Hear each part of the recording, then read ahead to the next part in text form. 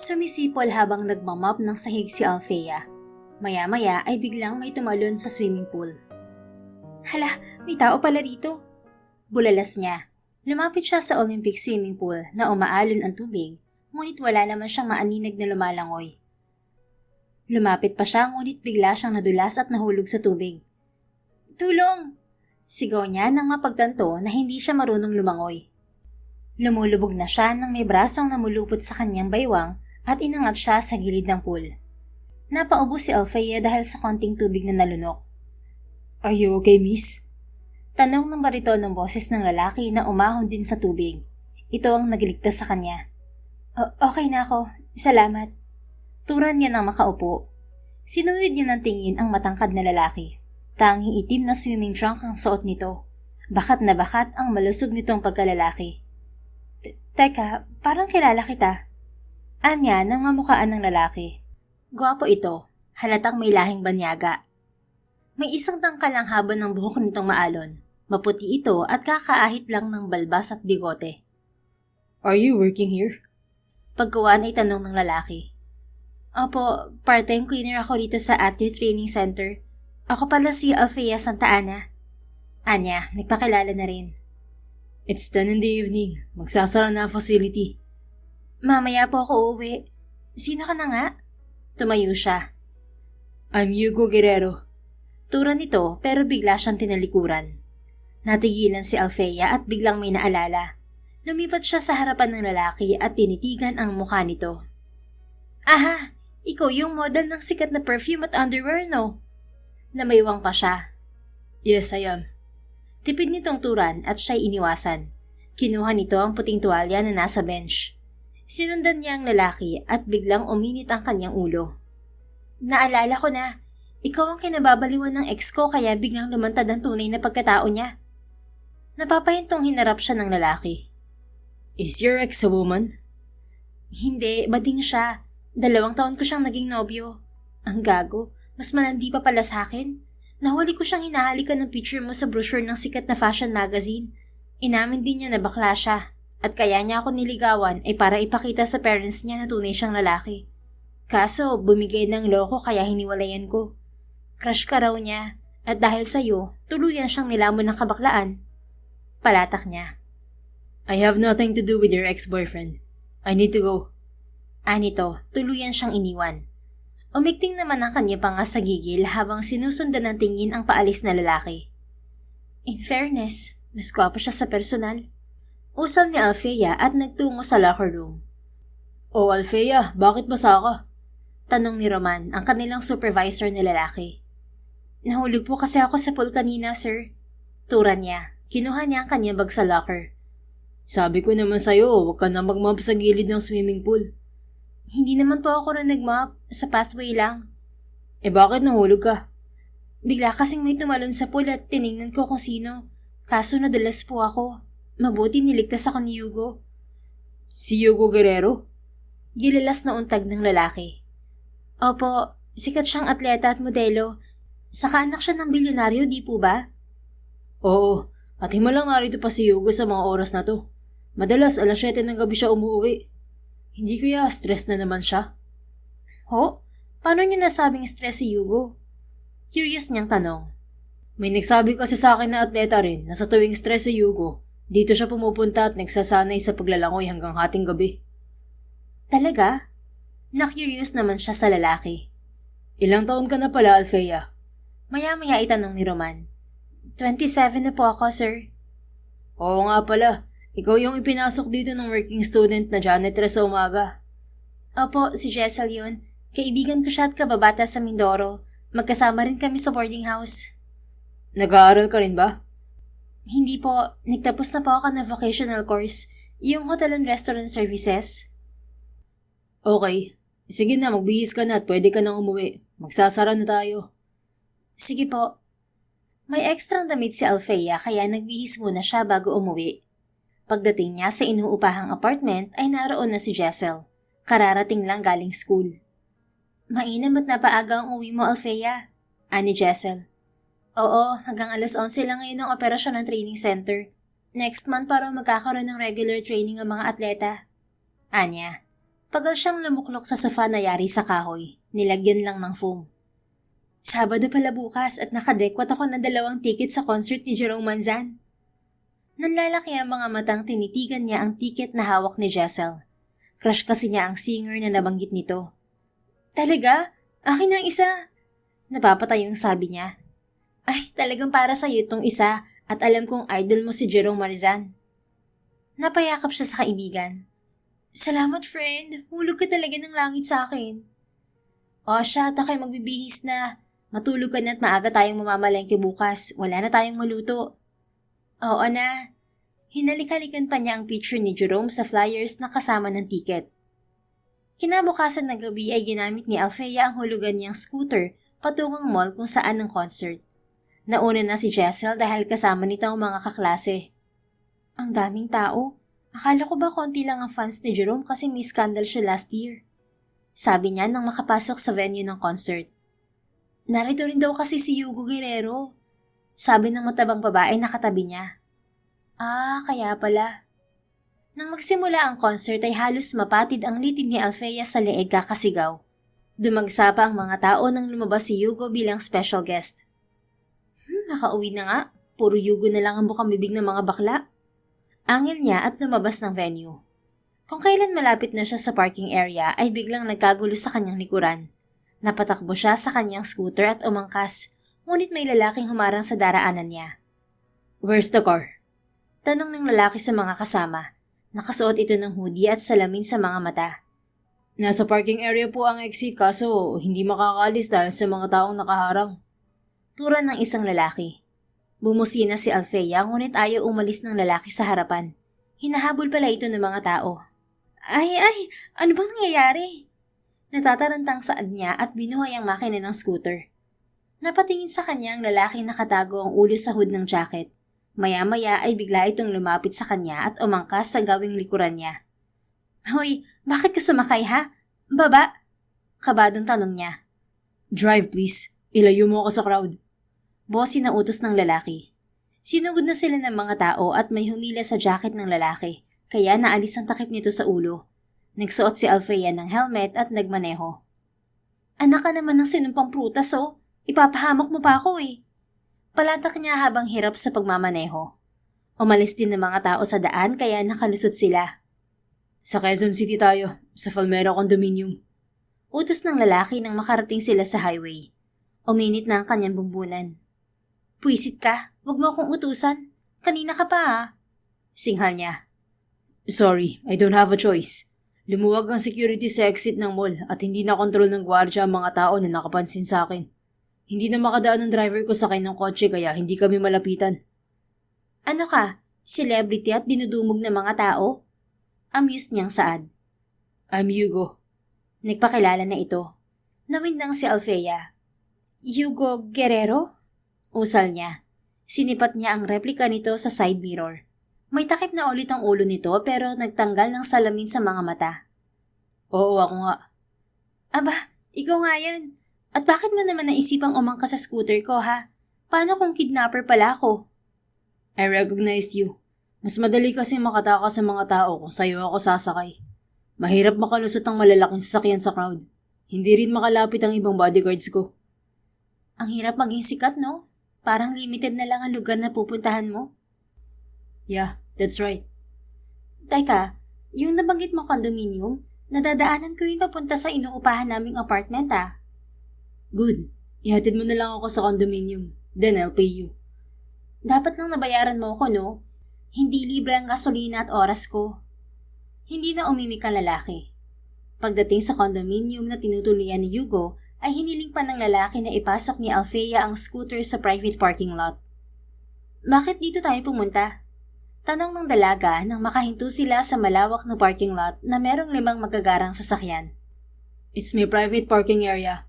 Ani Hugo, bumaba na ito. Talaga? Sosyal ah? Pag-aari ng ate ko ang condominium na to at binili ko ang buong 7th floor nito. I also have a personalized elevator here. Namangha siya at napababa pa ng scooter. Nagtanggal siya ng helmet. Sandali, nasan na bayad mo sa akin? Akin na at na makaalis na ako. Pagkuman ay tanong niya. I don't have cash here. Let's go to my unit first. Nasabik naman si Althea at sumunod sa lalaki papasok ng elevator. Ang yaman mo pala talaga, no? Sabi ng ex ko na bago kami naghiwalay, magtatrabaho raw siya sa'yo bilang personal assistant. Pero hindi naman pumasa ang gago. Amused niyang sabi. I don't accept BA. Ha? Bakit? Tinitigan niya ang gwapo nitong muka. I have a manager and staff to provide my needs, and they aren't obliged to work closer to me. My private space is off limits. Kaya pala hindi kita masyadong kilala, at dahil lang sa ex ko kaya napansin ko ang commercial mo. Napanood kita sa balita nung naka-gold medal ka sa SEA Games. Endorser ka rin ng mga sikat na energy drink at ibang inumin. I'm glad you're not my fan. Ano pala kung naging fan mo ko? I hate getting close to my fans. Ma-attitude ka pala no? I just want to keep my private life untouched by other people. Pinipili ko lang ang mga taong pinapapasok ko sa buhay ko. My endorsement chose me, and I didn't expect people to admire me. Hindi ko naman tinataboy ang fans ko. Thankful ako sa kanila kasi kahit hindi ko hiniling, ibinigay sila sa akin para dalhin ako sa mas mataas na parte ng pangarap ko. Naglalaan ako ng time sa kanila pero may limitasyon. Kung sa bagay, ibang usapan na kung papasukin pa ng fans sa pribadong buhay mo. Humahanga rin naman ako sa ibang artista pero hindi ko hinahayaang mahibang ako. Do you have a celebrity crush? Tanong nito, bagay na hindi niya inaasahan. Oo, si Jerome Marzan. Ang galing kasi niyang kumanta at umarte. I see. Kaya pala naroon ka sa mall kanina. Oo, nanood ako ng concert niya. Bakit pala guest ka ni Jerome sa concert, Hugo? Umusisa na siya. Jerome is my college friend at nakasama ko siya sa ilang endorsements. Wow, talaga? Pwede mo ba akong ipakilala sa kanya? Namilig pa ang kanyang mga mata dahil sa excitement. Hindi siya sinugot ni Hugo at huminto na rin ang elevator.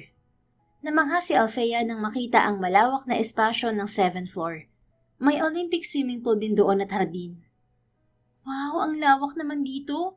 Ikaw lang talaga nakatira dito, Hugo? Anya at sabik na lumapit sa swimming pool. Yes, 2 unit lang ang narito at ang isa ay ginawa kong fitness gym. Pinarenovate ko to nung nabili ko at pinasara ang elevator na karugtong ng main building, kaya walang ibang makapasok dito.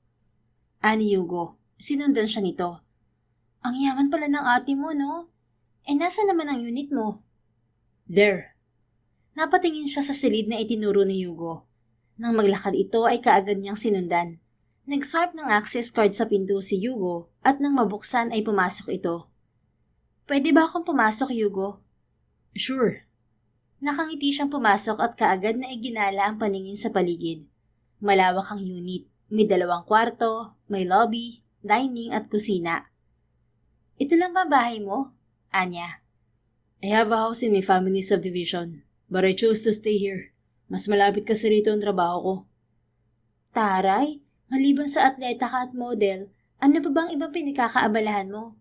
Okay lang hindi mo sagutin kung ayaw mo ha. It's okay. Nag-invest ako sa negosyo ng mga kapatid ko. I earn profit shares from their companies. Hindi naman ako nawawalan ng product endorsements at tumatanggap din ako na extra role sa mga movie at teleserye. Pero hindi ko priority ang acting. Ginagawa ko lang yun sa tuwing matagal pa ang laban ko sa swimming. Lumalaban ka rin ba sa ibang swimming competition? Yes, and I'm also a part-time swimming coach in some swimming schools. Talaga? Ay magkano ang bayad magpaturo sa'yo sa paglangoy? Hinarap siya ni Hugo. Mag-enroll ka na lang sa school na nag-o-offer ng swimming lesson. Anito, ngumuso siya. Damot naman ito, para nagtatanong lang naman. Akin na pala ang bayad mo sa serbisyo ko. Humahaba na ang usapan natin, baka magkalimutan pa tayo. Inilahad niya ang kanang palad dito. Wait. Pumasok na ito ng isang silid. Habang naghihintay kay Hugo ay gumala sa ibang pasilidad si Althea. Sa malaking divider doon sa salas ay nakadisplay ang maraming trophy at medals ni Hugo. Ang dami niyang gold medal. Ang galing. Anya, akmang hawakan ni Althea ang malaking medalya ngunit biglang bumalik si Hugo. Here's your money, Althea. Sabi nito. Natigilan siya nang mapatingin sa binata. Tanging itim na boxer na lang kasi ang suot nito at hubog ang matipunong dibdib at puson na hitik sa abs. Magkano yan? Wala sa wisyo niyang tanong. Saka lamang siya humakbang palapit sa lalaki. 10,000. Sabi nito sabay abot sa kanya ng pera. 10,000? Gilalas niyang untag. Napamulagat pa ng mga mata. Yes, kulang pa ba? Husto na. Pero ang laki naman. Maliit lang yan. Nilagpasan siya nito at nagtungo ito sa kusina. Para sa'yo maliit lang ang 10,000, pero para sa katulad kong kahit isang tuka ang pamumuhay, sobrang laki na nito. Palibhasa kayong mayayaman galit sa pera. Palatak niya. Maya-maya ay tumunog ang kanyang cellphone na nasa bulsa ng kanyang shoulder bag. Naglinya itong dinukot at sinagot nang malamang si Jessel ang nagbukas ng video call. Bakit, Jessel? Anya nang masagot ang tawag. Nasa mall pa rin ang kaibigan niya. Nakauwi ka na ba, Alfea? Hindi pa, bakit? Naku, mag-iingat ka at magtago ng mukha kung lalabas ka, girl. Eksaheradong sabi nito. Bakit? Anong meron? Check mo sa social media. Bumalandra ang mukha mo kasama si Hugo na tumatakas sa fans sakay ng scooter. Kumalat ang video niyo at picture. Ano? Paano kami nagkaroon ng video at picture? Malamang dahil sa fans at sa mga chismosang taga-media, marami nang gigil sa'yo. Lalo na yung obsessed na fans ni Hugo. Kinakabahan ako baka once gumala ka sa labas, bigla na lang may kakanti sa'yo. Ay, huwag naman sana. Sige, kakausapin ko si Hugo. Natataranta niyang sabi. Anong kakausapin mo si Hugo? Bakit? Close pa kayo? Hindi na niya nasagot si Jessel nang mapansing palapit sa kanya si Hugo. May hawak itong baso ng tubig. Mamaya na tayo mag-usap, Jessel. Anya at pinutol na ang tawag. What's the matter? Kunot noong tanong ni Hugo. Hindi siya sumagot at binuksan ang link na pinasa ni Jessel sa kanyang inbox. Link ito ng post ng isang sikat na showbiz social media page. Hugo, trending tayo sa social media. Anya, pinakita sa lalaki ang post ng showbiz news. Tiningnan naman ito yon pero deadma. I already expected this. Sabi lang nito. Lumuklok na ito sa couch. Ano, wala ka bang gagawin? Pala desisyon ng media. Ako raw ang secret girlfriend mo. Binalandra pa nilang picture natin sa social media. Irritabling sabi niya. Titigil din ang chismis kung walang gagatong. Ako naman ang kawawa. Baka kantiin ako ng mga baliw mong fans. Umiwas ka muna sa public at kung lalabas ka, mag-disguise ka. Ano? Paano ang trabaho ko? Part-time cashier ako sa fast food chain sa umaga. Maitatago ko ba ang mukha ko? Alangan namang nakamask ako habang nagtatrabaho. Matiim na tumitig sa kanya si Hugo. Ituloy mo lang ang trabaho mo. Once nagka-problema ka, tawagan mo ako. May kinuha itong card mula sa unang pahina ng magazine at ibinigay sa kanya. Here's my calling card. Anito. Kinuha naman niya ang card at isinilid sa shoulder bag. Naibsan din ang kanyang kaba. Sige, aalis na ako. Pagkuha na ipaalam niya. Tumango lang ang lalaki. Isang linggo pang lumipas, nakadisguise si Alfea sa tuwing lalabas ng bahay at papasok sa trabaho. Ngunit hindi niya maitago ang mukha habang naka-duty sa fast food chain. Teka, ikaw si Alfea, di ba? Yung secret girlfriend ni Hugo Guerrero? Tanong ng babaeng nag-order ng pagkain. Ibinaba na nga niya ang kanyang cup, ngunit namukaan pa rin siya nito. Hindi po ako yun, baka kamukha lang. Giit niya. Todo ngiti pa rin habang inaasikaso ang order. Kamukha mo talaga eh. Nako, sa palagay mo ba mai-inlove sa akin ng isang Hugo Guerrero? Kahit anong deny niya ay pinagpipiestahan pa rin siya ng mga customer. Kinuhanan siya ng video at picture. Lumapit na ang kanilang manager na babae. Alfea, doon ka na muna sa kitchen. Sabi nito. Sige po ma'am, tatapusin ko lang tong isang order. Anya. Matapos maasikaso ang order ng babae ay lumipat na siya sa kusina. Kahit ang kapwa niya empleyado ay aware sa viral scandal ni Hugo. Pahamak talagang Hugo na yon. Gigil niyang usal habang nag-aasikaso ng for takeout order. Pagsapit ng hapon ay ligtas na nakauwi si Alfea lula ng scooter. Nadatnan niya sa apartment si Jessel. Ano yan, Jessel? Tanong niya sa kaibigan. May tinititigan kasi itong nakakahong parcel na nasa sahig. May dumating kang parcel. Anito. Ha? Wala naman akong order ah. Ginupo na siya ng kaba. Baka galing probinsya. Di ba sabi mo nagpapadala ka ng hilaw na abokado sa tita mo? Nilapitan naman niya ang kahon. Wala itong origin address. Tanging pangalan lamang niya. Kumuha siya ng gunting at binuksan ng kahon. Napatili siya nang may lumitaw na ulo ng tao mula sa kahon. Ano ba yan? Tiliri ni Jessel. Nilamon na siya ng nerbiyos at nangatal ang kanyang kalamnan nang matrigger ang kanyang trauma. Alfea, okay ka lang ba? Ani Jessel. Bigla siyang niyakap at hinagod ng kamay sa likod. Huwag kang matakot. Laruan lang ang ulo na yan. May spring sa ilalim kaya biglang nag-bounce. Anito. Unti-unti rin siyang kumalma, ngunit hindi maalis sa kanyang isip ang mukha ng kanyang ama, na namataan niya ito noong nagbigti sa sanga ng puno. Okay lang ako. Nanginginig niyang turan. Napaluklok siya sa sahig at mariing pumikit. Ipapakita ko sa mga pulis tong parcel mo nang maimbestigahan nila. Kung sino man ang may gawa nito, mananagot siya. May nakasulat dito, friend oh. Layuan mo raw si Hugo kung hindi mamamatay ka. It's a threat. Gigil na palatak ni Jessel. Lumipat din siya sa couch at walang ibang naisip gawin kundi ang tawagan si Hugo. Mabuti sumagot to. Hugo? Si Alfea to. Kaagad niya pakilala. Alfea, napatawag ka. Anito sa kabilang linya. Nakatanggap ako ng threat at obvious na nagmula sa fan mo kasi sabi sa sulat, layuan daw kita. Sumbong niya. What? Can you send me the details of the threat? Pinadala sa akin ng parcel na may lamang artificial na ulong pugot. Wala masyadong details na nakalagay, basta pangalan ko lang. Baka may tao lang na nagdala ng parcel sa apartment namin. Okay, sige. Pumunta ka rito sa condo unit ko at dalhin mo ang parcel. You're not safe there. Sige, pwede ko bang isama ang kaibigan ko? Natatakot akong lumabas mag-isa eh. Okay, sige. Isama mo siya. Pero mas safe kung ipapasundo na lang kita sa driver ko. Send me your location. Sige, ganun na lang. Nang maputol ang linya ay kaagad niyang pinadala sa inbox ni Hugo ang kompletong address niya. Pagkuwan ay mabilisan siyang nagbihis. Saan ka pupunta, Alfea? Natatarantang tanong ni Jessel. Puntahan natin si Hugo, Jessel. Dalhin natin ng parcel. Siya lang ang makakatulong sa atin. Anya. Okay, sasama ako. Mananagot din sa akin ang Hugo na yan. Nagbihis na rin to. Nang dumating ang driver ni Hugo ay kaagad silang umalis. Alas 6 na ng gabi at matindi ang traffic kaya halos 1 oras din silang bumiyahe. Mabuti may contact number ka ni Hugo, Alfea. Ani Jessel. Magkatabi sila nito sa backseat ng kotse. Dala na nito ang kahon ng parcel. Binigyan niya ako ng contact number niya. Anya. Kasalanan talaga niya kung bakit nangyayari sa ito eh. Hindi na siya umimik hanggang sa makarating sila sa parking lot ng condominium.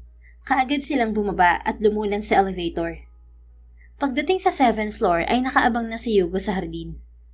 Where's the parcel? Tanong nito. Lumapit naman sila rito at inilapag ni Jessel sa sahigang kahon. Hindi mo papahamak ang kaibigan ko kung hindi ka nakiangka sa scooter niya, Hugo. Idol pa naman kita, pero ngayon ay hindi na. Palatak ni Jessel. Tama na, Jessel. Saway naman ni Alfea sa kaibigan. Walang imik ang binata na binuksan ng parcel. Inalis nito sa kahon ng artificial na ulo ng tao. I didn't expect I would have a psychopath fan. Wika nito. May tama na talaga sa utak ang fan mo na yun, Hugo. Aksyonan mo to. Baka mamaya may mamatay na dahil sa'yo. Ani Jessel. I will send this to my detective brother to investigate. Anong balak mo kay Alfea ha? Napatitig si Alfea kay Hugo nang mabaling ang tingin nito sa kanya. Let's get inside my unit first. Pagkawan ay sabi nito. Nagpatiunan ng pumasok ng unit dala ang kahon ng parcel. Sumunod naman sila ni Jessel. Kaya nakipagsapalaran dito sa Maynila si Alfea ay dahil kailangan niyang kumita ng malaking pera. Tapos ganito lang ang sasapitin niya. Paano ngayon siya makakabayad sa utang kung hindi siya makakapagtrabaho sa labas? Palatak ni Jessel. Parang ito ang nanay ni Alfea. I will talk to Alfea. Huwag ka muna magsalita, miss. Ani Hugo. Aba, may attitude ka rin pala ha. Kaibigan ako ni Alfea at may Naudlot ang sasabihin ni Jessel nang takpan ni Alfea ng palad ang bibig nito. Relax ka lang, Jessel. Hayaan mo kong kausapin si Hugo. Anya. Kumalma rin ang kanyang kaibigan. Doon na nga muna ako sa labas. Tawagan mo ako kung may gawing hindi maganda yan ha. Anito at muling lumabas. Lumuklok naman sa couch si Alfea. Natatakot na akong lumabas ng bahay, Hugo. Kahit sa trabaho ko, hindi ko maiwasan ang mga customer na nakakakilala sa akin. Sabi niya. Umupo sa tapat niya si Yugo. Mag-resign ka muna sa trabaho. Sabi nito. Ano? Paano ako kikita ng pera? Yugo, may 1,000,000 akong utang na binabayaran sa probinsya. Nagpapadala ako ng pera buwan-buwan sa kapatid kong nagre-recover pa lang sa brain surgery. Pumalatak na siya. Kanino ka may utang? Usisa nito. Sa stepfather ko, nagkaroon kasi ng brain tumor ang kapatid kong lalaki na 21 years old. Naoperahan siya at umabot ng 1,000,000 ng bill. Matagal nang patay ang tatay ko at ang nanay ko namatay 2 years ago dahil sa colon cancer. Ako na lang ang tumataguyod sa kapatid ko. Kung hindi ako magtatrabaho, makukulong ako. Umalon ang dibdib ng binata. Ang ligtas mong gawin ngayon ay lumipat muna ng tirahan. Saka ka na rin magtrabaho sa labas once na-trace na namin ang identity ng sender ng parcel. Saan naman ako lilipat? Mahirap makahanap ng murang paupahan dito. At saka, hindi pwedeng wala akong kasama sa bahay.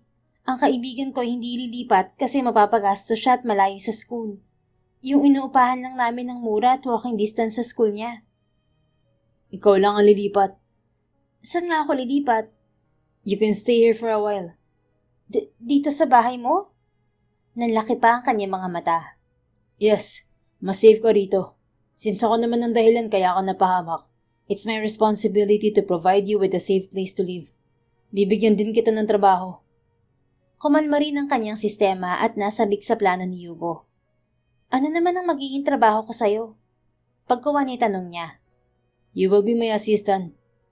Akala ko ba ayaw mo ng PA? Titira ka naman sa bahay ko kaya okay lang na kunin kitang assistant.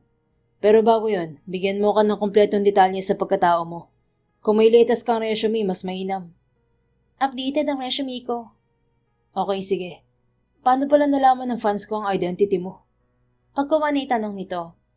Sabi ni Jessel, nakilala ako ng mga kaklase niya at ilan doon ay alam na close kami ni Jessel. Siguro may nakarinig sa totoong pangalan ko. Marami ang nag-research sa social media accounts ko at nag-stalk. May mga nag-PM pa at nagtanong kung ako ba si Althea. Na-private ko na nga ang account ko eh. Tumayo na si Yugo. Huwag ka nang umuwi. Ipapakuha ko na lang sa driver ang mga gamit mo pagkahatid kay Jessel. Anito. Paano ang scooter ko? Binabayaran ko pa yun. Magkakasya yun sa isang sasakyan ko na mas malaki. Sige, kausapin ko muna si Jessel. Tumayo na rin siya at lumabas. Hindi naman tumutol si Jessel sa desisyon niya. Nahawa na rin ito sa takot niya. Ibinigay na niya kay Jessel ang perang ipapadala sa kanyang tiya. Pagbalik niya sa unit ni Yugo ay nadatnan niya ito na may kausap sa cellphone habang nakaupo sa couch. Pinadala ko na sa driver ang parcel para ma-check mo. Sabi nito sa kausap. Muli siyang umupo sa couch. Pulis ba ang kausap mo, Yugo? Tanong ni Althea matapos sa kausap nito ang binata.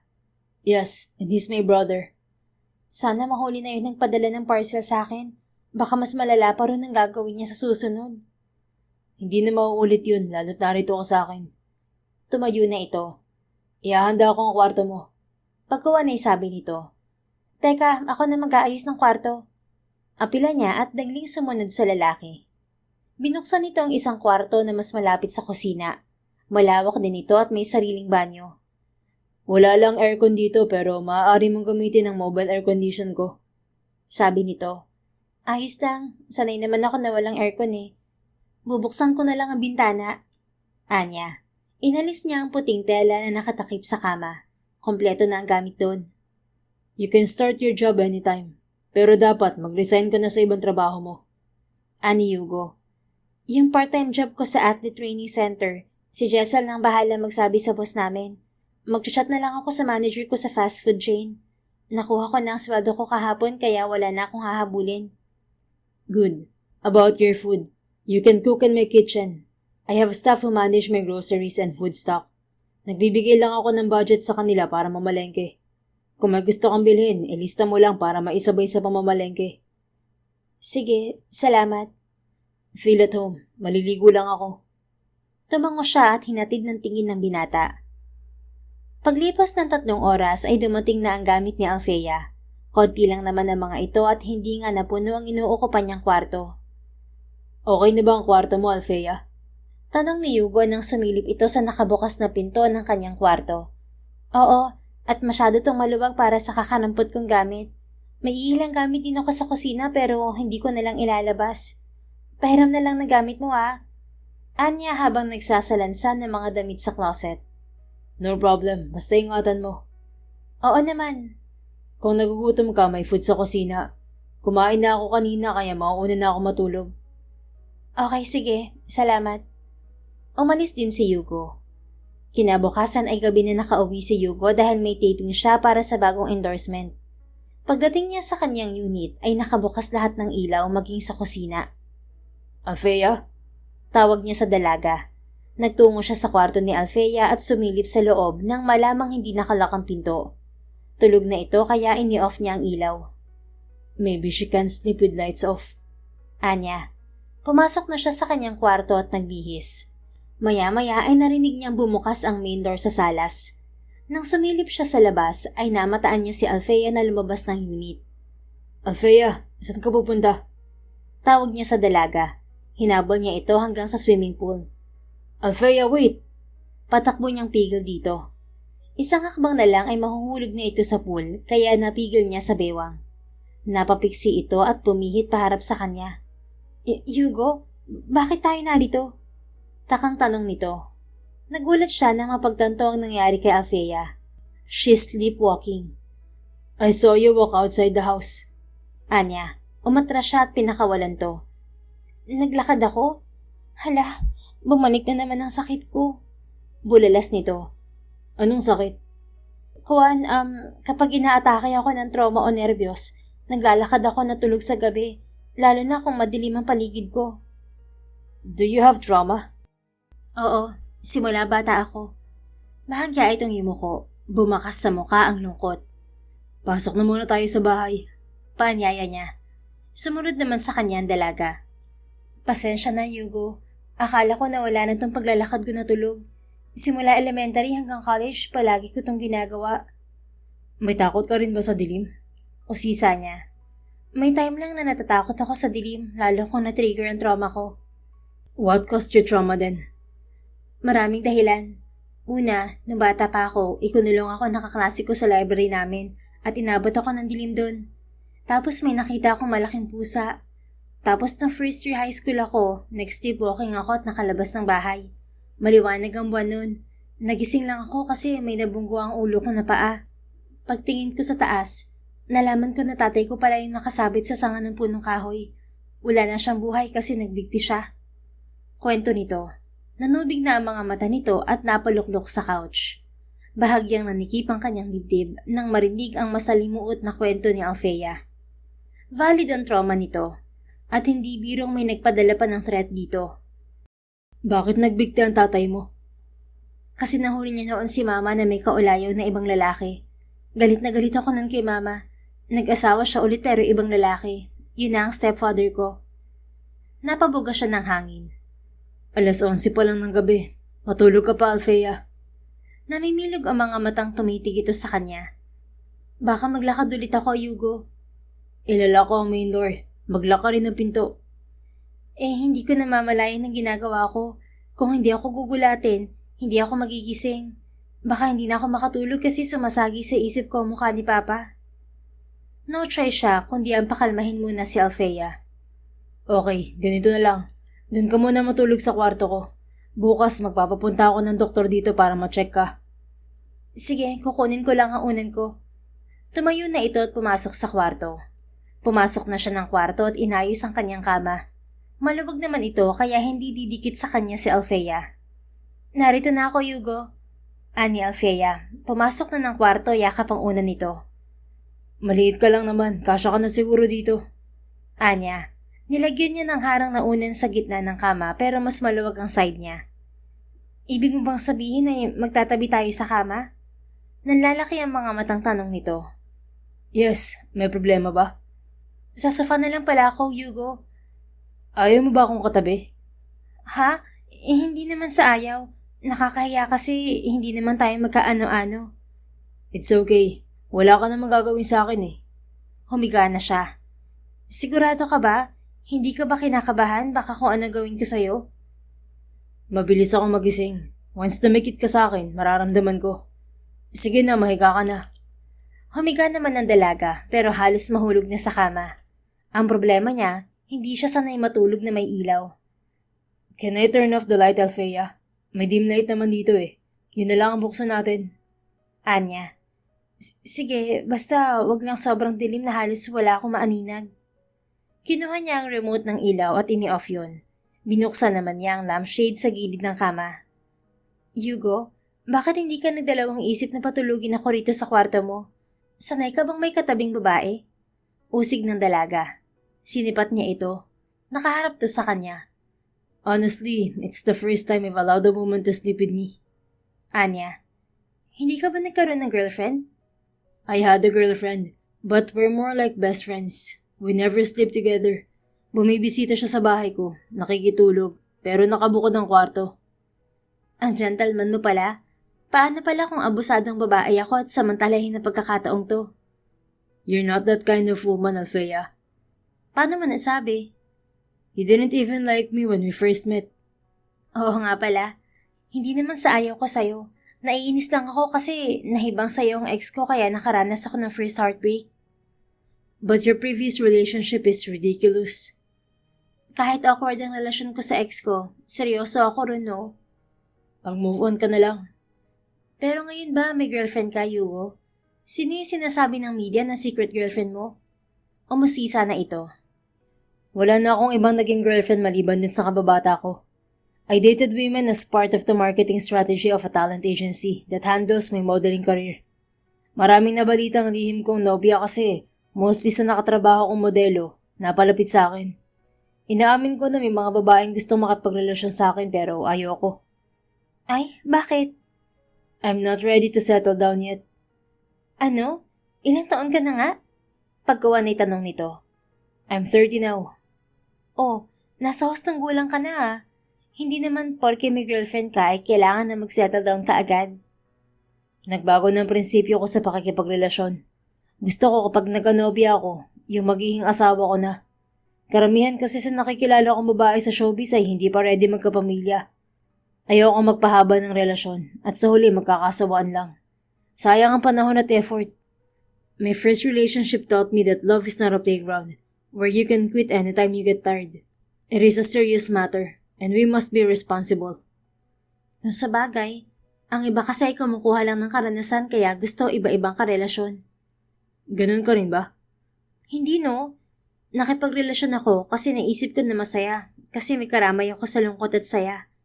Pero tama ang sabi ng iba, may kalakip na kabiguan ng pag-ibig. Bata ka pa naman. You can still find the right guy for you. Sana nga'y dumating na ang right guy na yon. Hindi na namalayan ni Hugo ang oras. Nagchat siya sa kanyang ate na pupunta roon before lunch kinabukasan. At dahil late na nakatulog, nagising si Hugo kinabukasan na mataas na ang araw. Hindi siya kaagad nakakilos dahil nakayakap sa kanya si Alfea. Alfea, wake up. Bulong niya rito. Umingos lang ito at lumayo sa kanya. Bumangon na siya at nagsuot ng puting kamiseta. Lumabas siya ng kwarto dahil tumutunog ang doorbell. Nagulantang siya nang mabuksan ang main door. Good morning, brother. Nakangiting bati ni Lilian, ang kanyang ate na psychiatrist at may-ari ng private hospital. Ate, bakit narito ka? Wala sa wisyong tanong niya. Tumalim ang titig nito sa kanya at bigla siyang pinitik sa noo. Mahina lang naman. You chat me last night and asked for a home service. Are you drunk, Hugo? Asik nito na may wang na. Oh, sorry, I forgot. Anya nang makaalala. Then let me in. Tuluyang pumasok ang kanyang ate. Maya-maya ay lumabas na ng kwarto si Alfea. Humihikab pa. Good morning, Hugo. Tanghali na pala. Bakit hindi mo...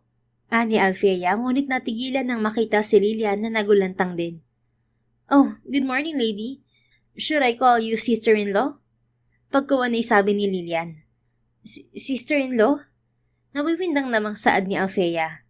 Napasugod si Hugo sa kapatid. Ate, she's Alfea. Pansamantala lang siyang nakatira rito. Paliwanag niya. Really? So the rumor is true. Todo din ay kasi interview pero narito naman ang ebidensya. Nabasa ko ang article tungkol sa'yo at nakalagay na ron ang buong pangalan ng secret GF mo raw. Now you don't have any reason to deny it, my dear brother. Napahilot siya sa sentido. Mabuti na lang to the rescue si Alfea sa pagpapaliwanag. Sino pala magpapakonsulta sa akin, Hugo? Tanong ni Lilian nang magkaintindihan sila. Si Alfea. She have traumas at na-trigger yun dahil sa threat ng anonymous fan ko. Anya. Grabe. I can't imagine how other women madly admire you. Given ang gwapo ka pero may nababaliw pala sa'yo. Kumibit-balikat lang siya. Mamaya mo na lang kausapin si Alfea, ate. Tutulungan ko lang siyang magluto. Paalam niya sa kapatid. Okay, mananood muna ako rito sa telebisyon mo. Umupo na ito sa couch.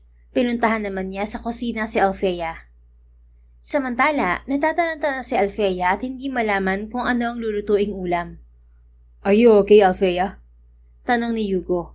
Napapiksi pa siya sa pagkagulat nang biglang sumulpot sa tabi niya ang binata. Medyo hindi. Ano bang gustong kainin ng ate mo? At bakit siya narito? Sinabihan ko siya kagabi na pumunta rito kasi may pakukonsulta ako. Tinanghali na tayo ng gising kaya hindi ako nakapaghanda sa pagdating niya. Sana man lang ginising mo ko para hindi ako naubutan ng ate mo na kakalabas lang ng kwarto mo. Ipinipilit pa rin niya na may relasyon tayo eh. Don't mind her. Ano palang gagawin ko rito sa inilabas mong laman ng tuna? Paggawa na tanong niya. Ibabad mo lang sa lemon at herbs. Malambot na yan kasi ibinaba ko na sa chiller kagabi. I will prepare the vegetables. Sige, sabihin mo lang kung ano pang ilalagay ko sa isda. Kamamadali niya ay naumpog siya sa matipunong dibdib ni Hugo. Nang maisalang niya sa oven ang marinated tuna belly, ay nilapitan niya ang binata. Bigla naman itong humarap sa kanya kaya nagkabungguan sila. Kamuntik pa siyang tumalsik pero nahagip ng braso ni Hugo ang kanyang bewang. Aray ko! Nakailang umpog na ako sa malabatong dibdib ah. Angil niya. Don't pressure yourself, Alfea. Iisa lang ang bisita natin. Anito. Natigilan siya nang mamalayang sobrang lapit na ng mukha ni Hugo sa kanyang muka. Ganoon na lamang ang sikdo ng kanyang puso. Lalong bumibilis ang tibok ng puso ko, Hugo. I can feel it. Bulong naman ni Hugo. Nahatak pa siya kaya lumapat ang dibdib niya sa puso nito. Pareho silang natigilan at nagkatitigan. Nang may tumikhim ay naitulak niya sa dibdib si Hugo at lumayo rito. Nagugutom na ako, mamaya na kayo mag-loving-loving. Ani Lilian na siyang tumikhim. Pinapanood pala sila nito habang nakasandal ito sa hamba ng pintuan. Hindi po kami nagla-loving-loving, Ate Doc. Nagkagulatan lang po kami ni Hugo. Depensa niya naman. But you blushed, Alfea. It's okay. Love starts with coincidence. Anitong nakangisi. Lalo lamang umalab ang pakiramdam ni Alfea sa kanyang muka. Manood lang po kayo ng TV. Magtitimpla lang ako ng orange juice. Alibay niya. Okay. Bumalik naman sa salas ang doktora. Nang maluto ang pagkain ay kaagad iyong inihain ni Alfea sa dining. Ginutom na rin siya dahil wala pa siyang almusal. Nagpatingin ka na ba sa psychiatrist noon, Alfea? Tanong ni Lilian habang kumakain sila. Hindi pa po. Hindi ko naman po afford na magpa-doktor. At saka may kapatid po kasi akong sinusustentuhan. Anya. Ikwento mo na lang sa akin ang mga karanasan mo simula bata. Sinimula naman niyang magkwento. Pansin niya na habang nagkukwento siya, ay seryosong nakatingin sa kanya si Hugo. Saka lang niya na-appreciate ang concern nito. At nagsimula siyang humanga sa binata. Kamusta naman ang kapatid mo ngayon, Alfea? Pagkawa na itanong ni Lilian. Nag-stop na po sa pag-aaral ang kapatid ko simula nang nalaman na may tumor siya sa utak. Ilang buwan siyang nasa ospital matapos ang operasyon sa ulo niya. Ngayon, sa bahay lang siya kasama ang kapatid ng tatay ko. Hindi pa siya pwedeng mag-aral at magtrabaho. Kung wala ka ng mga magulang, sinong tumulong sa'yo para magpa-opera ng kapatid mo? Humingi po ako ng tulong sa mayor namin, pero hindi sapat ang ayuda kaya nagkautang ako ng 1 milyon sa stepfather ko. Kaya doble kayod ako para maunti-unti ang utang ko. Masyadong mabigat ang 1 milyon para sa katulad mo. Totoo po, mabuti nag-offer ng trabaho sa akin si Hugo. Pero hindi pa sinabi kung magkano sasahurin ko. Tipid siyang umiti at sinipat ang binata. Ayusin mo ang pasahod kay Alfea, Hugo ah. Ani Lilian, pinandilatan ng mga mata ang kapatid. I'll give her 30,000 per month. Libre na ang pagtira niya rito. Sabi naman ni Yugo. Wow, malaki na ang 30,000. Pero pwede bang bumali ng pang isang buwan kong sahod? Anya, humirit pa. Kinapalan na niya ang muka dahil talagang gipit siya. Tumalim ang titig sa kanya ni Yugo. Hindi ko pa nga nagsisimula sa trabaho, babalik ka na. Angal nito. Start na ako ng trabaho ngayon, di ba? Hindi naman ako tatakas eh. Masakit ang likod ko. Masahe mo mamaya. Kapag nasatisfy ako, saka mo makukuha ang advance salary mo. Game, magaling ako magmasahe, boss. Tumahimik lang sila nang mapansin ang mapanuksong tingin ni Lilian. Ang cute niyong dalawa, bagay na bagay kayo. I wish magkatuluyan kayo. Anito. Napailing si Yugo. Kinakabahan ako sa hiling mo, ate. Bakit? Ayaw mo ba kay Althea? She's nice. Opposite kayo ng ugali pero pansin ko na hindi umubra ang pagsusuplado mo sa kanya. And I never see you care for a woman like you do for Althea. I'm just doing my part to protect Althea, ate. Dahil sa akin kaya siya nalagay sa panganib at nawalan ng trabaho. Okay, you can defend yourself. But you can't hide what I notice in your eyes every time you stare at Althea. Change the topic, please. May iritasyong apilan nito. Ngumiti lang si Lilian at muling kumain. Tahimik naman nakikiramdam si Althea. Isang linggong hindi lumalabas ng bahay si Althea dahil ayaw pa siyang isama ni Yugo. Lunes na gabi ay hinintay niya ang binata. Bakit gising ka pa, Althea? Tanong ni Yugo nang madatnan siya nito sa kusina. Hinintay kita. Nagluto kasi ako ng sinasabi mong ginataang kalabasa at sitaw na may hipon. Anya habang nagbabalat ng hilaw na mangga. 9:00 na. I told you to sleep early. Sabi ni ate, huwag ka magpuyat para hindi matrigger ang trauma mo. Ayos lang. Maganda na ang tulog ko kahit na mag-isa ako sa kwarto. Huwag lang dumilim bigla. Maupo ka na at kakain na tayo. Pinaghila pa niya ito ng silya. Umupo naman to. Para sa niyang hilaw naman kang binabalatan mo. Gagawin ko tong pickles. Hiningi ko to kanina sa gwardya sa baba. Umupo na rin si Althea sa tapat ng binata. Kailan mo pala ako isasama sa mga lakad mo, Yugo? Pagkawan ay tanong niya. Bukas dahil may maghapon akong taping sa endorsement. Wow! Kailan mo naman dadagdagan ng advance salary ko? Hindi ko pa naipadala sa probinsya ang kalahating binigay mo ng isang araw. Gusto ko kasi isang padala na lang. Mamaya ibibigay ko. Kumain na ito. Siya nga pala, ilang araw na ako ganyang maligo sa swimming pool mo kaso natatakot ako baka malunod ako. Bihira pa naman umakyat dito ang gwardya. Kumain na rin siya. Pwede ka namang maligo habang narito ako. Kung turuan mo na lang kaya ako lumangoy, hindi ka ba maliligo mamaya bago matulog? Hirit niya. Sinipat siya nito. It takes time to learn how to swim, Althea. Kung may phobia ka sa tubig, mahihirapan kang matutong lumangoy. Wala na akong takot sa tubig. Bata pa naman ako nang nalunod ako. At yun ang dahilan kung bakit nahirapan ako matutong lumangoy. Pero ngayon gusto ko nang matuto. Sige na naman kahit tuwing may time ka lang ay turuan mo ko. Bumuntong hininga si Yugo. Fine, I'll teach you later. Ang kulit mo pala. Yes, hindi mo talaga ako kayang tagihan Bakit kaya Yugo? Anya, natudiyo pa ang binata. Bahagyang tumalim ang titig nito sa kanya. Ang kulit mo nga kasi. Kumain ka na nga. Inirapan niya ito bago muling sumubo ng pagkain. Pagkatapos ng hapunan ay binigay na ni Yugo ang kulang sa advance salary ni Althea. Nabuo na rin niya ang 30,000. Ipapadala ko ito bukas sa probinsya. Excited niyang sabi nang makuha ang pera. Nililista mo ba ang binabayad mo sa utang mo, Althea? Baka maloko ka ng stepfather mo. Oo, may listahan ako. Hindi niya ako maloloko dahil maresibo ang bawat padala ko ng pera sa kanya.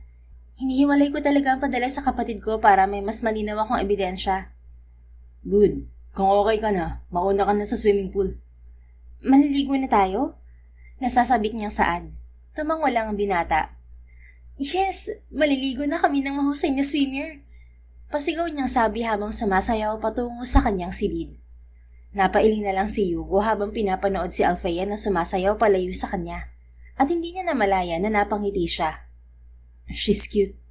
Wala sa sariling wika niya. Pumasok na siya ng kwarto at naghubad. Nagpalit siya ng itim na swimming trunks at yun lang ang kanyang tanging suot. Pagkuwan ay nagtungo siya sa swimming pool. Hugo, narito na ako! Sigaw ni Althea. Nilingon niya ito.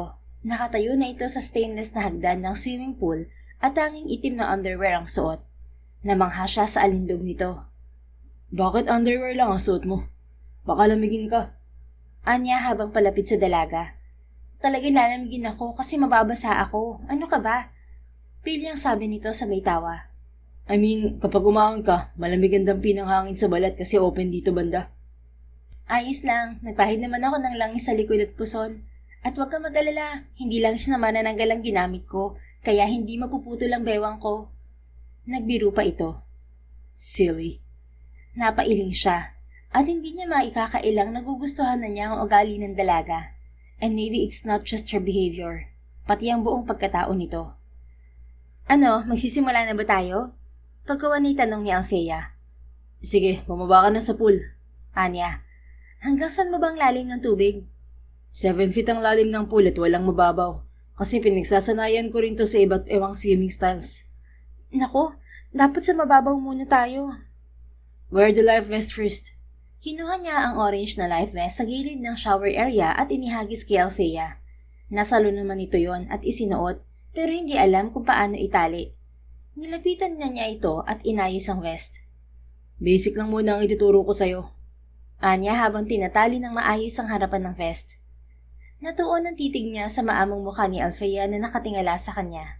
He's 6 feet and 1 inch tall at hanggang balikat lang niya si Althea. Salamat sa pagkukup mo sa akin, Hugo. Nagkaroon ng mas malinaw na pag-asa ang future ko at hindi na puro takot at stress na lang ang hinaharap ko araw-araw. Seryosong pahayag nito. Bakit ka natatakot? Usig niya. Kasi dahil sa nangyari sa buhay ko. You deserve a peaceful life, Althea. Let's start. Anya. Maya-maya ay bigla siyang itinulak ni Althea sa dibdib, kaya nahulog siya sa tubig. Tawa ito ng tawa bago tumalon. You're crazy. Singhal niya rito. Sorry naman, gusto ko lang malaman kung gaano ka kagaling lumangoy. Anito. Be serious. Isang oras lang tayo magsasanay. Yes, boss. Tinuruan na niya ito kung paano pumadyak ng mga paa sa tubig. Hirap pa itong ibalanse ang katawan sa tubig. Ang likot nito kaya ilang beses niyang hinawakan sa matambok nitong pangupo. Bukas ulit ng gabi. Sumusukong sabi niya. Umahon na siya. Bitin naman. Kalahating oras pa, please. Anito. No, late na, Althea. Umahon naman ito pero nagdadabog. Nauna na siyang nagbandaw sa shower at sumunod ang dalaga. Naghubad na ito ng life vest. Matulog ka pagkatapos dito. Anya. Masusunod, boss. Nakasimangot nitong wika. Iiwan na sana niya ito ngunit napako ang kanyang tingin sa malusog nitong dibdib. Ang weird lang kasi hindi naman siya ganoon kabilis maakit sa babae. Oh, bakit titig na titig ka sa akin? Nakapamaywang na tanong ng dalaga. Umiwas naman siya ng tingin. Mauna na ako. Paalam na lamang niya. Dumiretso si Hugo sa banyo ng kanyang kwarto at itinuloy ang pagbabanlaw. Subalit habang naliligo ay naglalaro sa kanyang isip ang imahe ni Althea. What the heck? Usal niya. Madistract lang ang isip. Pagkatapos maligo ay nanood siya ng movie habang nakahiga sa kama. May love scene ng movie na lalong nag-trigger sa kanyang utak na isipin si Althea. Nadistract siya nang mawala ng kuryente. Maya-maya ay may banayad na kalampag sa pinto. Althea? Napapaupong sambit niya. Bumangon siya at nagtungo sa pinto. Binuksan niya ito. Althea, bakit narito ka? Tanong niya nang sumubsob ang noon ni Althea sa kanyang dibdib. Madilim kaya hindi niya maaninig ang mukha nito. Inalog niya ang balikat nito dahil nag-sleepwalking na naman. Hugo? Samit nito sa paos na tinig. Yes, it's me. You're here in my room. Anya. Bakit madilim? Nataranta na ito at biglang yumakap sa kanya. I think nagka-problema sa generator kaya hindi automatic na nag-switch nang mawala ng kuryente. Madilim. Ayoko sa madilim. Nanginginig ng sabi nito. Pilit isinisiksik ang muka sa kanyang dibdib. Pinaupo niya ito sa kanyang kama. Hindi na niya alam kung paano ito pakakalmahin. At aksidenteng nakapa niya ang dibdib nito na walang suot na bra. Calm down, please. Samo niya nang makaupo sa tabi ni Althea. Hugo, nariyan ka ba? Tanong nito. Oo, narito ako sa tabi mo. Muli itong yumakap sa kanya at nanginginig pa rin. Wala na siyang choice kundi ang siilin ito ng halik sa mga labi. Gumana ang kanyang ginawa, ngunit natukso naman siyang laliman ng halik na naging mitsa at nauwi sila sa maalab na pagdiniig. Nagmulat ng mga mata si Alfea at mukha ni Yugo ang kanyang natitigan. Bakit narito na naman ako katabi ni Yugo? Tulalang tanong niya sa sarili. Kumawag ang kanyang dibdib nang mapansing pareho silang walang saplot sa katawan ni Yugo at natatakpan lamang ng comforter. Hala, may nangyari sa amin? Bulalas niya. Hindi siya makakilos dahil yakap siya ng binata. Dahil sa ingay niya nagising na rin to. Are you okay, Alfea? Kaagad ay tanong nito. Oo, pero anong nangyari? Nag-sleepwalking ka kagabi. Siguro dahil sa biglaang pagdilim ng paligid. Nawalan kasi ng kuryente. At nang tawagan ko ang gwardya, may sira pala ang generator. Mag-uumaga nang bumalik ang kuryente. Dumistansya na ito sa kanya. Pero ang nangyari sa atin ay... It's my fault. Nataranta na ako kasi ang hirap mong pakalmahin, kaya hinalikan kita. Pero natukso ako kaya naangkin kita. Akmang uupo siya, ngunit muling napahiga nang madama ang kirot sa kanyang pagkababae.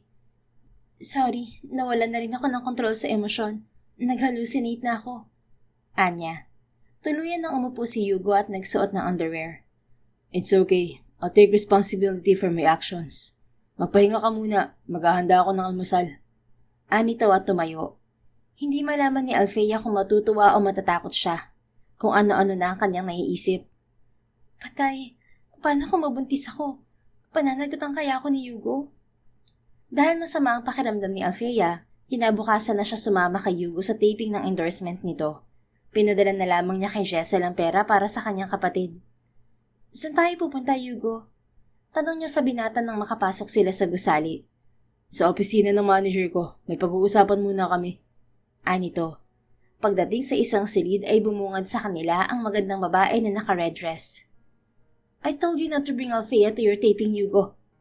Irritableng sabi ng babae. Nakatayo ito sa harap ng lamesa. Why not? She's my assistant now. Matapang na belta ni Yugo. Nawindang si Alfea dahil kilala na siya ng babae.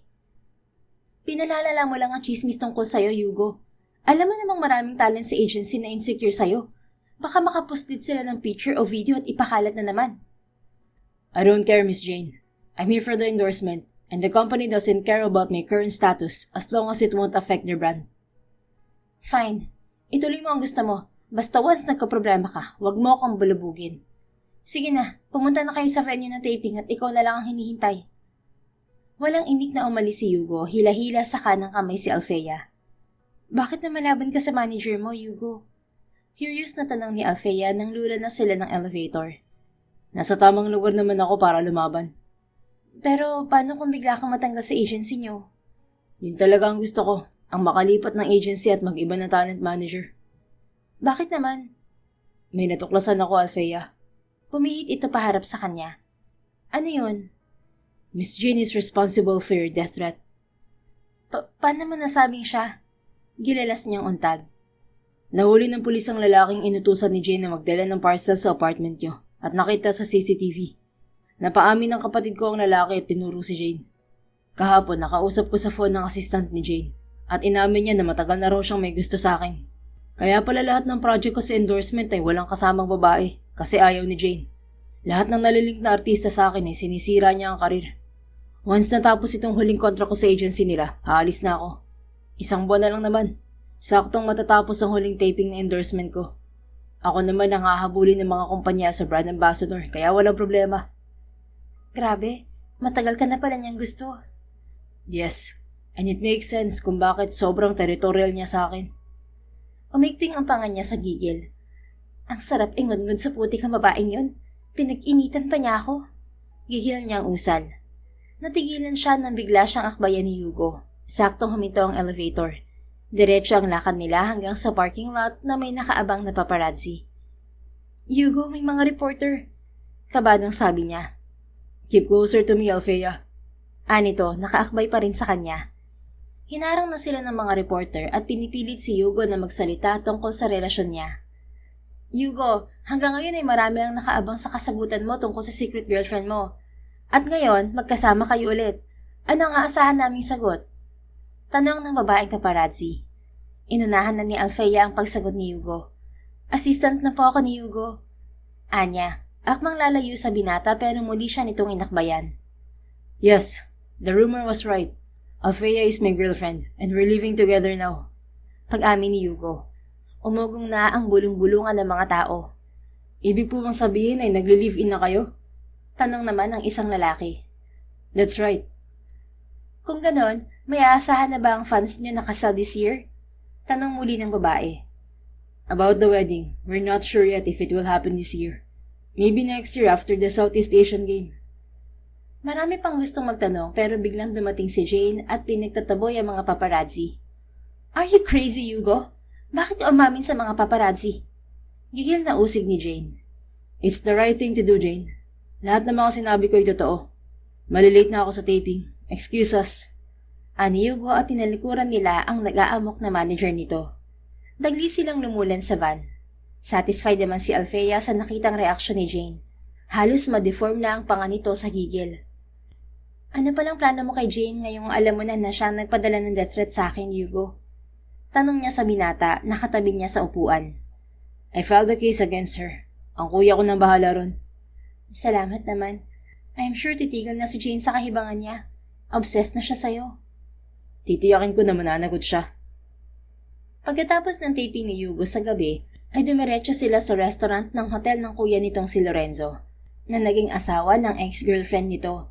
Naroon din ang kapatid nitong babae na si Alessandra.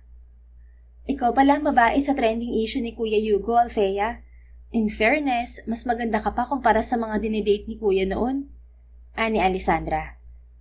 Talaga ba, ate? Anya, mas matanda ng 1 taon si Alessandra, kagagraduate lang ng medisina. Oo, at hindi ako magtataka kung bakit nagustuhan ka ni Kuya. Sabi ni Ate Lilian, sobrang bait mo at maasikaso kay Kuya. Tinitigan naman niya si Hugo na bising kausap si Lorenzo. Hindi pa naman sinasabi ni Hugo na gusto na niya ako. Anya. Nako, wag mo nang hintayang umamin siya. Kung hindi ka gusto ni Kuya, hindi ka niya ibabahay. No one can live with him in his private place. Nilaman naman ng pananabik ang kanyang puso at nakangiting tinitigan si Hugo. Ngumiti din ito sa kanya.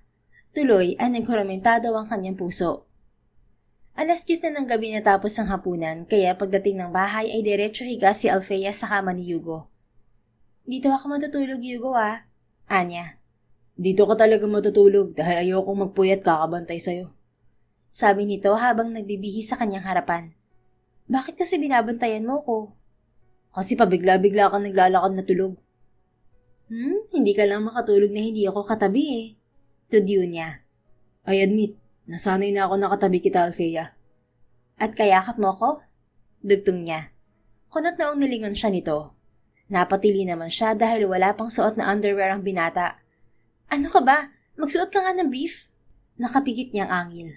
Tahimik naman itong nagbihis. Pagkatapos ay tinabihan na siya nito. Bakit hindi ka nagbihis? Tanong nito. Kapapalit ko lang ng damit at underwear kanina sa hotel ng kuya mo. Natapunan kasi ng tubig ang damit ko. Anya. Pumihit siya paharap dito at yumakap. Hindi naman ito umangal. Inakbayan pa siya. Alfea, let's get married. Maya-maya ay sabi nito. Nawindang siya at natitigan sa mukha ang binata. Anong sabi mo?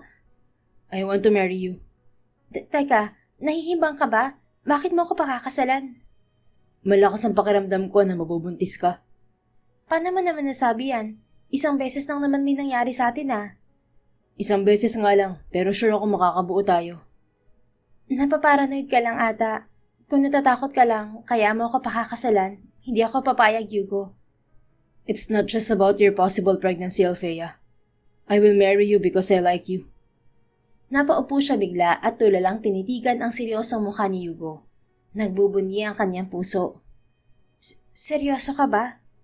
Seryoso ako, Alfea. I didn't expect to fall in love with you. Iniisip ko noong una na baka pag nanasa lang ang nararamdaman ko sa'yo. Pero hindi ka na maalis sa isip ko. Sa tuwing nasa trabaho ako, gusto kong umuwi kaagad para makasama ka. Seryoso ka nga? Akala ko ako lang ang nakakaramdam ng ganyan sa'yo. Do you mean you like me too? Napapaupong saad nito. Oo, pero hindi pa naman ganoon kalalim. Pag-amin niya. Nagulat siya nang bigla siya nitong yakapin. At least, you'll learn to love me, Althea. Yun ang importante. We can learn to love each other harder sooner. Wika nito. Napangiti siya. Salamat at pinatunayan mo sa akin na hindi ako karaniwang babae, Hugo. You are special, Althea. May aura ka na nagbibigay sigla sa katulad kung minsan ay nilalamon ng lungkot. At bakit ka naman malungkot, ha? Dumistansya siya rito. Marami kasi nangyari sa pamilya namin na hindi ko gusto. Especially when my parents separated. Nag-asawa ulit both parents ko. Although they are still keeping in touch with me, I'm still longing for a complete family. Kaya ayaw ko sa business kasi dahil doon ay hindi nagkaroon ng quality time sa isa't isang parents ko. Parang nasakal si mommy sa limited environment. Ang dad ko kasi puro business ang inaatupag at ayaw patalo sa mga kamag-anak niya. Kaya pala halos lahat ng kapatid mo pati half-siblings ay mga negosyante at ikaw ay naiiba ang career. Yes, marami ang humusga sa akin dahil sa pinili kong career. Nalungkot lang ako kasi hindi nagpakita ng suporta ang dad ko. Even my other relatives. Okay naman ang mga kapatid ko pero kahit magkaroon ako ng achievement sa sport o sa modeling, parang wala lang sa kanila. They just congratulate me, but I know nothing special about it. Ikinulong niya sa magkabilang palad ang mukha ng binata at sinaglitan ito ng halik sa mga labi. Huwag ka na malungkot. Simula ngayon, narito na ako para samahan ka sa lahat ng plano mo sa buhay. Anya, ngumiti na ito. Thank you, Althea. Siya naman ang hinalikan nito at sabik niyang tinugon. Isang buwan nga ang lumipas ay natuklasan ni Althea na buntis siya. Lalong ipinilit ni Hugo ang pagpapakasal nila. Next year na lang kaya tayo magpakasal, Hugo. 3 months na lang naman. Anya habang naghahapunan sila. Your choice. December ang Southeast Asian Game kaya magiging busy rin ako. Kaya nga next year na lang ang kasal para mas ready tayo. Hindi pa naman siguro sobrang laki ang tiyan ko niyan. Okay, sige. Ikaw ang masusunod. Pagkatapos ng hapunan ay tumambay sa hardin si Althea. Pinanood niya si Hugo habang lumalangoy. Gusto ko rin sanang maligo. Anya, nagpaparinig sa binata. Ayaw kasi siya nitong payagang maligo sa pool. Gabi na, hindi pwede. Anito nang umahon. Sayang, kung kailan marunong na akong lumangoy, saka mo naman ako pinagbawalan. Hindi kita pinagbabawalan, Althea. Pwede ka namang maligo sa umaga basta kasama ako. Kaso nga palagi kang umaalis sa umaga. Nilapitan siya nito at sinaglitan ng halik sa mga labi. Be patient, honey. Kapag nanganak ka na, kahit anong oras ay pwede kang mag-swimming. Sabi nito. Sige na nga. Lumipat siya sa harap ng water fountain. Magbabanlaw na ako sa banyo ng kwarto. Pasok ka na rin, ha? Ani Hugo habang papasok ng bahay. Hindi siya kumibo. Maya-maya ay tumunog ang kanyang cellphone na nasa bulsa ng kanyang pajama. Dinukot niya ito at sinagot ng malamang stepfather niya ang tumatawag. Hello, Tito Greg? Anya. Althea, hindi mo ba nabasa ang text ko? Nakailang missed calls na ako sa'yo, Wika ng Ginoo sa kabilang linya. Ginupo na siya ng kaba nang maalala ang nabasang text noong isang araw. Inoobliga siya nitong bayaran ng natitirang mahigit 900,000 niyang utang. Nabasa ko ang text niyo pero wala pa akong malaking pera. At saka humirit kayo ng kalahating milyon. Usapan natin walang interes ang utang ko. Anya. Oo, pero sinabi ko na once hindi mo nabayaran ng kalahating milyon sa loob ng kalahating taon, tutubo na ang pera. Mag-iisang taon na, wala pang 200,000 na bayaran mo. Magkano lang naman ang halaga ng kakarampot na lupang isinanla mo sa akin? Balita ko, nobyo mo sikat na atleta at modelo na si Hugo Guerrero Baka pwede kang makahingi ng pera sa kanya. Uminit na ang kanyang bumbunan. Nobyo ko lang po si Hugo, pero wala akong karapatang humingi ng kung ano sa kanya. Nagtatrabaho ako sa kanya kaya ako nagkakapera. Huwag ka nang magkunwari, Althea. Noong isang araw, kinausap ako ng dati mong amo na leader ng sindikato. Nabalitaan din niya ang relasyon mo kay Hugo. May hiningi siyang 1 milyon sa akin, bayad daw sa nasira mong kotse niya. Ano? Hindi ko nasira ang kotse. Ang driver niya yun nalasing kaya kami nabunggo sa pader. Tama na. Huwag ka na magmatigas. Nadadamay ako sa galit ng dati mong amo dahil sa pagtakas mo. Wala na akong choice kundi pilitin ka maglabas ng pera. Kung hindi mo masusunod ang sinabi ko, mapapahamak ang kapatid mo. Nilamon na si Althea ng kaba. Huwag mong indamay ang kapatid ko. Kahit anong pilit niyo sa akin, wala akong maibibigay na malaking halaga. Babayaran ko kayo pero sarili kong pera ang gagamitin ko. Uuwi ako riyan at isasangla ang natitirang lupa namin at bahay. Hindi yan sapat, Althea. Umuwi ka rito, dala ang perang kailangan ko. Kung hindi, malalaman ni Yugo na dati kang utosan ng sindikato. Huwag mo ring hintayin na guluhin ng dati mong boss si Yugo. Sandali lang. Gagawa ko ng paraan para maibigay yung gusto mong pera. Huwag yung idamay si Yugo rito. Kung ganon, magmadali ka na. Maghihintay ako hanggang Martes ng gabi. Naputol na ang linya kaya lalo siyang nataranta. Althea? Tawag ni Yugo. Napakisdut pa siya sa pagkagulat. Napalingon siya rito. Sobrang lapit pala nito sa kanya. Yugo, akala ko ba nagbabanlaw ka na? Balis ang tanong niya. Pilit tinatago ang takot. I forgot my phone. Are you okay? Pilit siyang umiti. Oo naman, giniginaw lang ako. Palusot niya. Pumasok ka na. Nilapitan nito ang cellphone sa bench at kinuha. Nauna na siyang pumasok ng bahay pero hindi pa rin mapakali. 2 araw ang lumipas bago nabuo ang desisyon ni Althea na umuwi sa probinsya. Ngunit hindi siya magpapaalam kay Yugo upang wag siya nitong sundan. Umalis siya ng bahay nito at pinuntahan si Jessel sa apartment. Gaga, bakit ka umalis na walang paalam kay Yugo? Kastigo ni Jessel nang papasukin siya sa apartment. Ito lang ang paraang alam ko na ligtas at hindi madadamay si Yugo. Once naayos ko ng problema, babalikan ko naman siya. Anya. Di sana nagpaalam ka pa rin. Hindi pwede, kasi siguradong hindi papayag si Yugo. Hinahunting na rin ako ng dati kong boss. Nako, yan ang nga bang sinasabi ko eh. Sige na, ihahatid na kita sa terminal ng bus. Konting gamit lang ang kanyang dala, kaya hindi siya nahirapang bumiyahe. Samantala, nakalimang tawag na si Yugo sa numero ni Althea ngunit wala itong sagot. Pagdating niya ng bahay ay wala ng dalaga. Binuksan niya ang kapapasok nitong mensahe. Sorry Yugo, kailangan ko munang lumayo. Tanging sinabi nito. Mariin niyang naikuyom ang kanyang palad. I knew it. She went to the province. Anya, hinalungkat niya ang resume ni Althea at kinuha ang address nito sa probinsya. Nang makuha ang kailangan ay kaagad siyang umalis. Saan tayo pupunta, sir? Tanong ng driver nang salubungin siya nito sa parking lot. We will go to Oriental Mindoro. May makakasama tayong undercover police na inutusan ni Kuya Alfonso. Sige po, ihahanda ko ng sasakyan.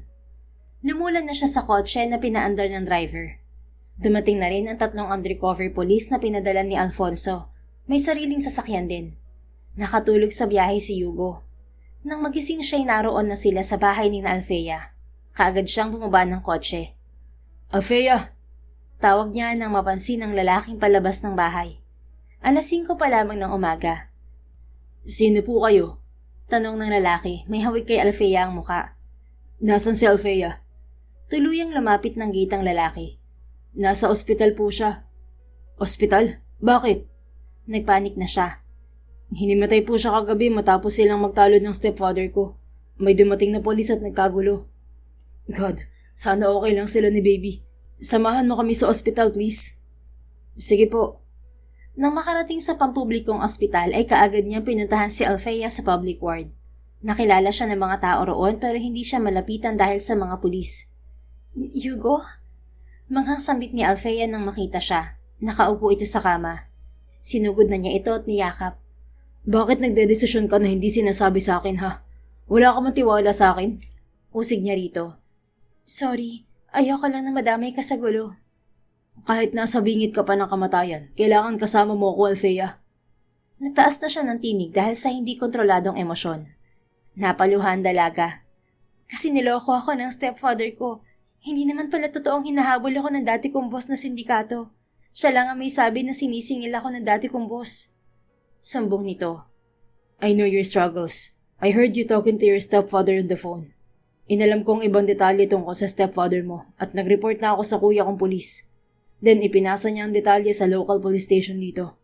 Nakita kong resibo na pinadala mong pera sa stepfather mo, kaya nalaman ko ang pangalan niya. Anya. Nawindang ang dalaga. Ikaw ang nag-report sa mga pulis kaya may pumunta sa bahay kagabi? Yes, at may kasama rin ako mga pulis na pumunta rito. Kaya pala hinuli ng pulis ang stepfather ko. May kasong human trafficking din pala siya kasi nagre-recruit siya ng tao na magtatrabaho abroad. Pero napupunta pala sila sa mga sindikato. Binayaran ko siya kahapon ng 300,000 mula sa ipon ko at pinagsanlaan ng lupa't bahay namin. Pero kulang pa rin. Babayaran ko ang balanse mo sa stepfather mo. Relax ka lang, okay? Humagulgol na si Alfea at yumakap sa kanya. Hinayaan muna niya itong makaidlip.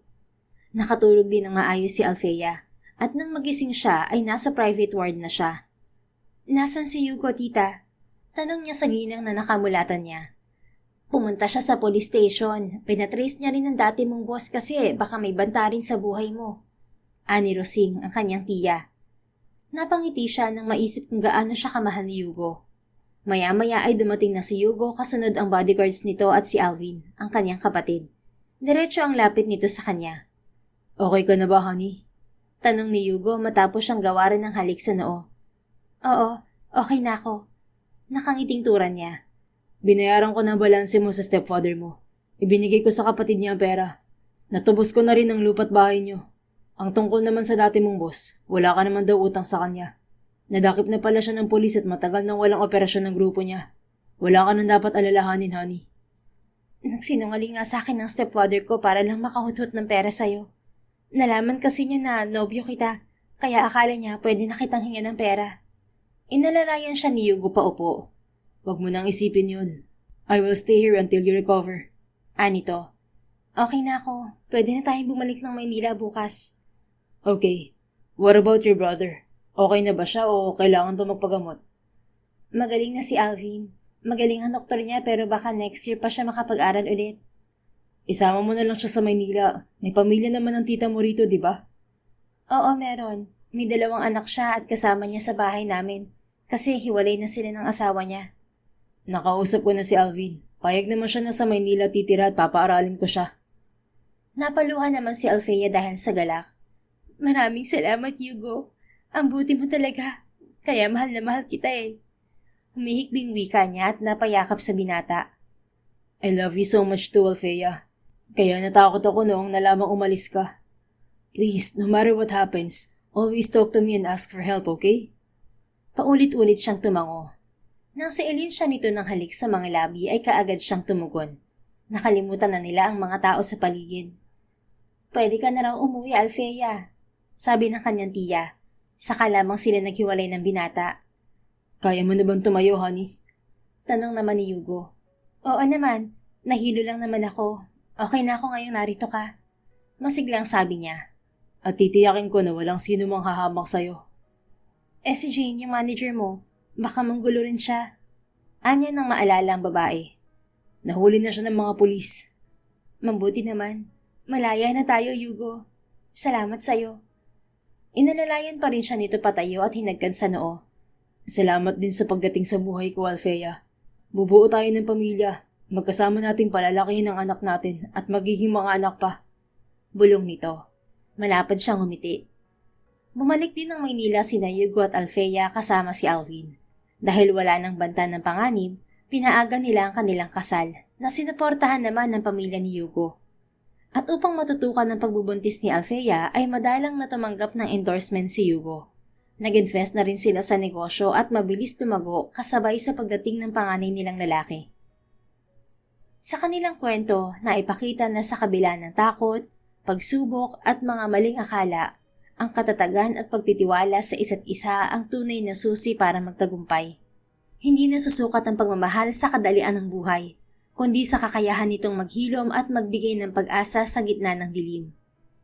Ngayon, magkakasama silang 3, buo at masaya, handang harapin ang bukas na may puso na puno ng pag-asa, tapang, at pagmamahal na kailan may hindi na muling masisira. Sa kabila ng unos, natagpuan nila ang tunay na tahanan sa piling ng isa't isa. The End. If you enjoyed this story, please don't forget to like, subscribe, comment, and share. Your support helps us reach more people and spread the love. Thank you for tuning in, and we're looking forward to seeing you again soon. In the meantime, please take care, and may God bless you always.